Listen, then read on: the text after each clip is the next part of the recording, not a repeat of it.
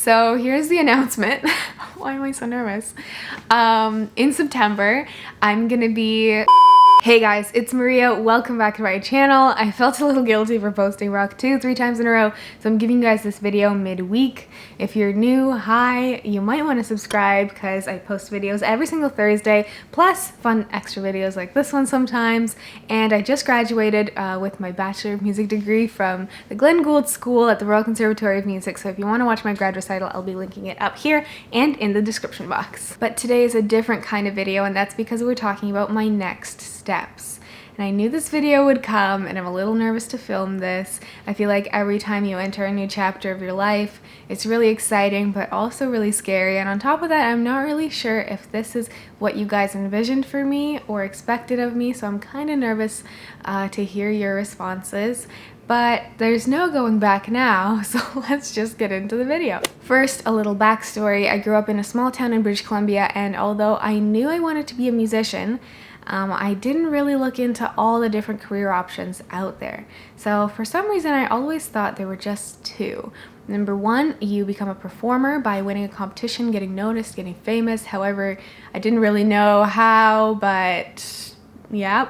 And then there was the second option of being a private piano teacher. And that second option was presented to me as the least desirable of the two, to say the least. So I was trying to avoid that at all costs. So let's set that point aside and fast forward to undergrad. When I got to the Gould School, I suddenly had so many more opportunities around me, and I was surrounded by amazing people, musicians, colleagues, professors, and that really opened my eyes to all the different possibilities of things you can do to make a living as a musician. The two options I had limited myself to before I saw were only a fraction of what the possibilities actually were. And my own professors actually had so many side hustles themselves that they were keeping up apart from being professors, like teaching privately, playing in orchestras, performing solo repertoire, playing in chamber groups, accompanying.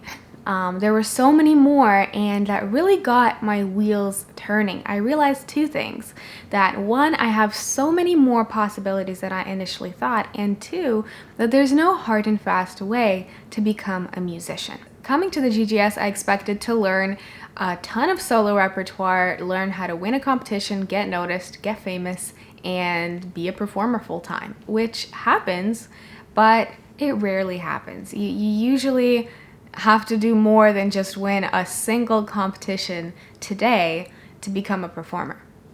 But what I actually ended up doing was playing a lot more chamber music than solo. I was literally that kid who didn't know how to say no, and didn't want to for that matter, said yes to everything, everywhere, with everyone, and it did come back to bite me in the butt at the end of the year, but I just want to say that I gained so many valuable skills and experiences because of doing that. So especially in first year, I played a lot of chamber music. I was in my first chamber group, which was a piano quintet. I was in a winds repertoire class where you're paired with one wind player for one semester and a second wind player, or the same one if you want, for the second semester. But I actually asked to be paired with more than one wind player so I could have more experience playing with as many different musicians as possible. I also accompanied Spanish diction class for singers, and I played in the Royal Conservatory Orchestra, which is a student orchestra, several times, not as a soloist, but actually in the orchestra, apart from all the classes and all the mandatory things that I had to do. And some of my best memories from the GGS were making music with my friends and colleagues.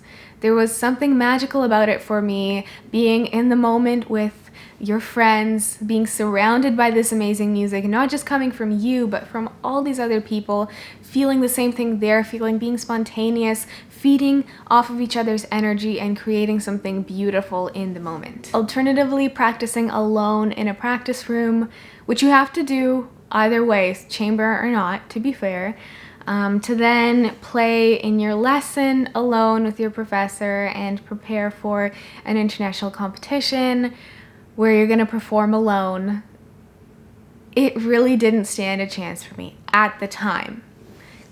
Now, I do love solo piano music, I think, as a lot of people do. I'm sure all of you will agree with me that there are so many beautiful masterpieces written for the piano. But at the time, I'd already been playing so much solo music for years in where I was from, in my small town.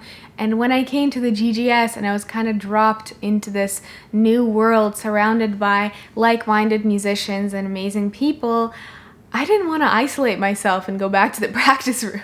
I remember the absolute highlight of my first year at the GGS was playing the piano and celeste part in Leonard Bernstein's West Side Story Symphonic Dances with the Royal Conservatory Orchestra. To play my little part in such a monumental work was really indescribable. And when we performed it, hearing the audience's applause and standing up all together to bow, it was incredible. Like feeling that every single person in the orchestra is needed. They're playing their part, however big or small, and the piece would be incomplete without even one person. And having so many of us, seeing the people in the orchestra, like in the hallways, having them your friends, you know, having lunch with them, and then just going on stage and playing West Side Story Symphonic Dances. It was magical. And when the conductor, Johannes Debius, came out for, I think, the second or third time, because the conductor comes on and off while the audience is applauding, and then he turns to us and mouths Mambo. We all knew that we were going to play literally the best movement of the whole piece again as an encore. And that was just so electric and spontaneous. We didn't know what was going to happen. It wasn't planned. But when it was thrown at us, you know, we ran with it. And that experience brings tears to my eyes every single time I think of it. I don't think anything will top that. Now, although GGS came with all these amazing new experiences, there was a problem. I came to the GGS to study piano performance, that's solo piano performance. So my professors, along with anyone else that had to do with my solo piano playing, understandably wanted me to balance my time differently. They wanted me to play less chamber music and orchestra music, all the fun things, as I thought, and more solo music. So more practicing, more preparing for a competition, more pieces to bring to my lesson, etc. So there was a little bit of friction there, and all of my poor choices in first year, so to speak, culminated in me not having enough repertoire to even play my 20-minute jury at the end of the year. So first years at the GGS are not required to play a recital at the end of the year. You are in your second, third, and fourth years. But your first year, you're kind of just getting into it. So they let you off the hook with just a 20-minute jury, and I struggled to do even that. So I was left with two choices. I could either A, excel in everything I do, including solo, in which case I could do as much chamber as I want, or number two, the more realistic one, cut down on the non-essentials and just focus on what I came here to study, which is solo piano. And that's exactly what I did in my second year. In my second year, I stopped playing so much chamber and orchestra music, started saying no to more people, focusing more on my solo piano playing. I competed in an international competition. I did everything I was supposed to do. And it felt good, you know, not disappointing my professors and the people around me. But something was missing.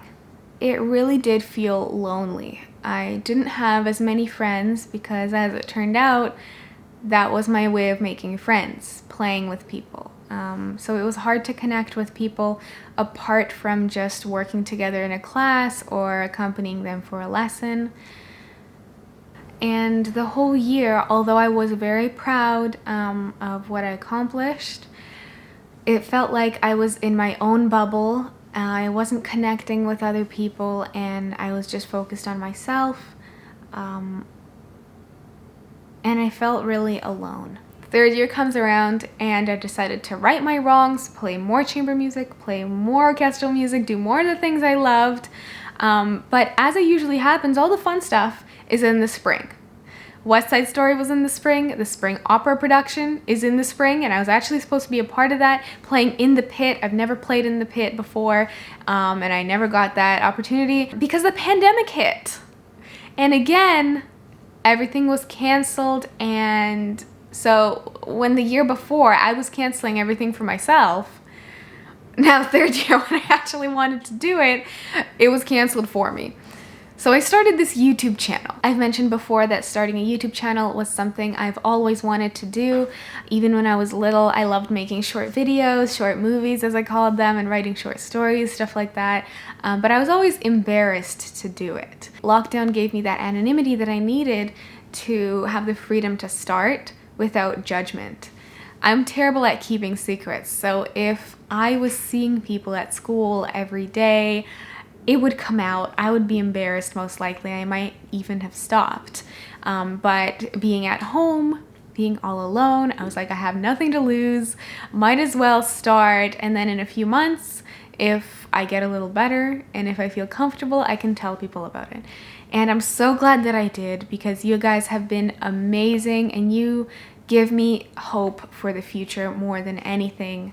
So thank you so much, as always, for supporting this channel, for liking and commenting and watching all my videos. Back to the story. So that same summer, I knew that it was time for me to think about where I was going to apply, because I was graduating that coming year.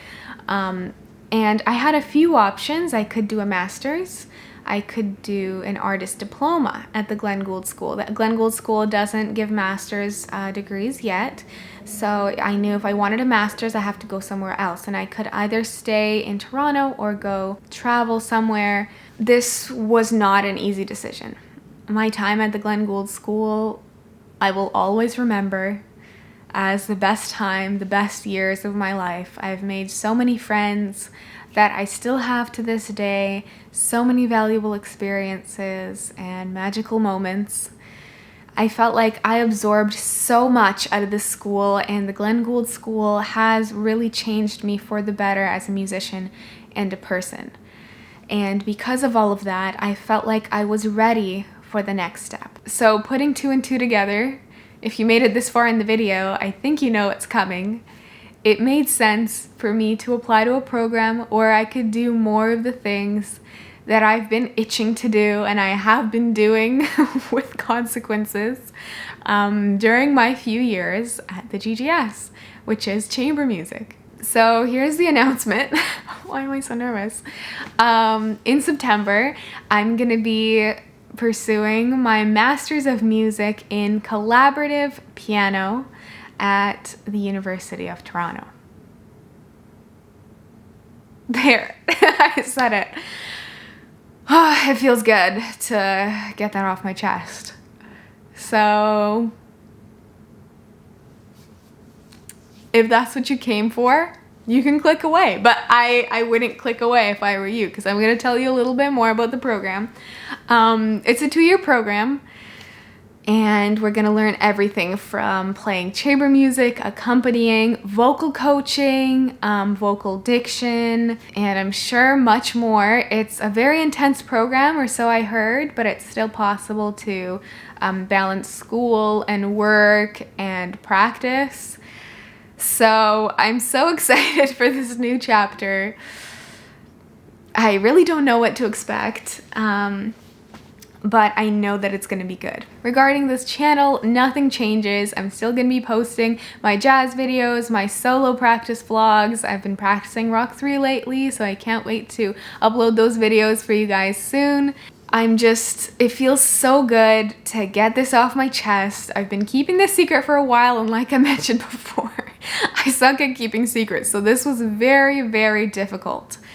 But I'm so excited to know what you guys think.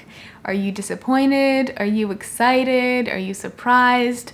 So let me know in the comments, please. I can't wait to read all your comments and respond. So that's it for this video, guys. Thank you so much for watching. If you liked it, be sure to give it a thumbs up, subscribe to this channel, and if you want to watch some more of my videos, you can do that right here.